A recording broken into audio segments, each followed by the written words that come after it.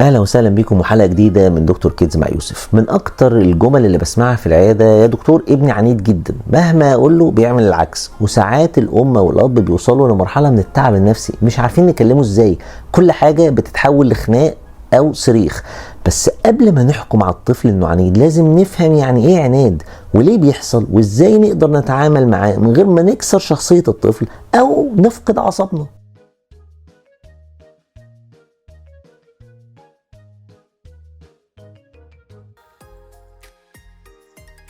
مبدئيا يعني ايه عناد؟ العناد مش دايما تصرف سلبي، بالعكس هو احيانا جزء طبيعي من تطور شخصية الطفل. يعني من عمر 2 تقريبا الطفل بيبدأ يكتشف انه كائن مستقل ليه ارادة وليه قرارات، فكل لما تقول له ما تعملش كده هو بيحاول يثبت نفسه ويقول لك انا حر. ده مش تمرد، ده تطور. الفرق هو ازاي نتعامل مع اللحظة دي، نكسرها بالعقاب ولا نحولها لتربية ايجابية. لكن برضو خلينا نكون واضحين، العناد درجات ومش كله طبيعي. في نوعين رئيسيين من العناد. النوع الاول هو العناد التطوري الطبيعي، ده اللي كنت بحكي لكم عليه دلوقتي. ده بيظهر في سن 2 ل3 لما الطفل يقول لا في كل حاجة حتى لو هو عاوز الحاجة دي اصلا. النوع ده طبيعي جدا وبيقل تدريجيا لما الطفل يبدأ يعبر عن نفسه بالكلام ويكتسب مهارات تواصل.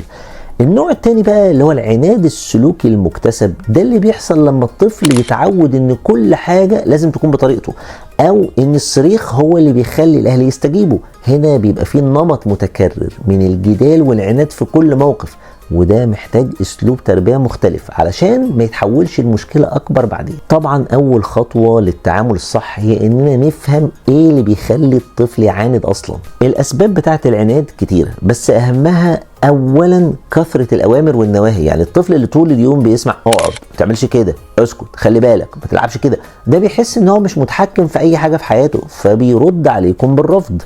تاني سبب هو غياب الروتين. الطفل اللي حياته كلها عشوائية، مواعيد الأكل والنوم واللعب متلخبطة، بيبقى عنده طاقة زيادة ومفيش نظام يريحه.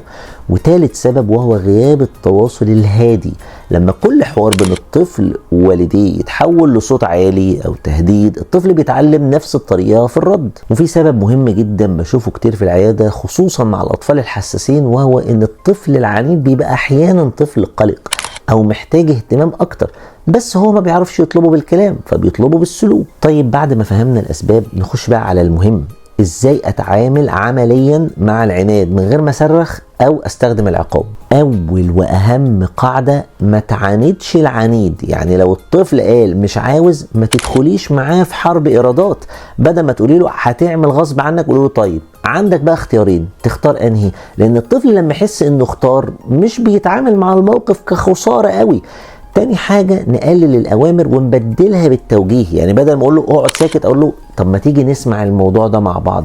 بدل ما أقول له ما تزعقش، أقول له أنا هفهمك بهدوء وأنت كمان تكلمني بهدوء.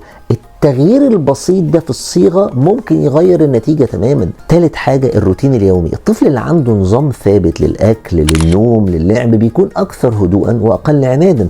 الروتين مش تحكم على فكرة، هو امان للطفل، خاصة لو بنبدأ وننهي اليوم بنفس الطريقة، زي ان احنا نقرأ قصة قبل النوم او وقت هادي في الصبح. رابع حاجة: المدح الإيجابي. كل ما الطفل يسمع برافو أو شاطر على سلوك كويس وعمله بيكرر السلوك ده أكتر. زي ما بنتكلم لما يغلط، لازم كمان لما يتصرف صح نمدحه، لكن خلي المدح محدد مش عام. يعني بدل ما تقوله أنت شاطر، قول له لا أنا عجبني إنك سكت لما أختك كانت بتتكلم. وأخيرا ما نردش بانفعال. العناد بيزيد لما الأهل يفقدوا السيطرة. خدوا نفس، اخرجوا دقيقة من الموقف ده لو محتاجين، وارجعوا تاني اتكلموا بهدوء. الأطفال بيتعلموا من ردود أفعالنا أكتر من الكلام اللي بنقوله. بس برضو هنا خلينا أوضح حاجة مهمة جدا: في مواقف ما ينفعش نسيب الطفل فيها يختار، ودي محتاجة حزم بس من غير قسوة.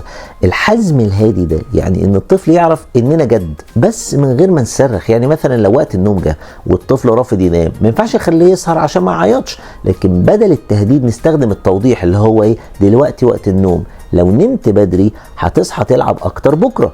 الحزم الحقيقي مش في الصوت العالي، الحزم في الثبات، ان القاعدة تفضل قاعدة كل مرة هي بنفس الشكل. وفي نفس الوقت لازم نعرف ان العناد الزايد ممكن يخبي وراه حاجة اعمق من مجرد عناد طبيعي. لو العناد مستمر طول الوقت في كل حاجة ومع كل الناس، او لو بيتحول لعصبية عنيفة او رفض مطلق لاي اوامر، هنا لازم نفكر في تقييم سلوكي اوسع للطفل.